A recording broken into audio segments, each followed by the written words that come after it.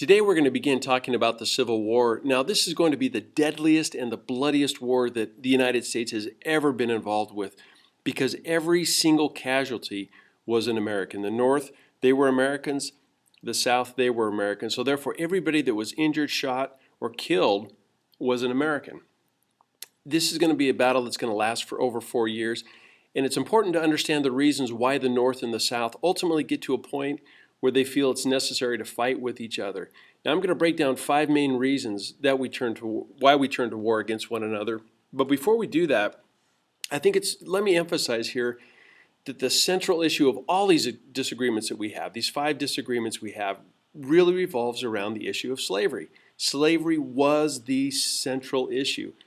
The northern states, they were opposed to slavery. The southern states, they absolutely depended on slavery for their economic existence. If slavery did not exist in the South, none of these things we'll talk about today would have been an issue. The large question that needs to be answered is, should the federal government have the power to tell individual states that they could or could not have slaves? And that's going to be the key issue about all of these things that we're going to talk about today. Now, the 5 main reasons that caused the Civil War, I'm going to break these down one at a time. So each little presentation is only going to be one reason. Now the first one that we're going to end up talking about is the territories from the Mexican-American War. The second one is going to be the Fugitive Slave Act. The third is going to be the Dred Scott decision.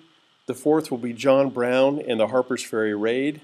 And then the fifth one is going to be Abraham Lincoln being elected as president. Now first of all, I want to talk about the first reason, the Mexican-American War. All the new territories that the United States acquired because of the war, the question was, are they going to be free or are they going to be slave territories?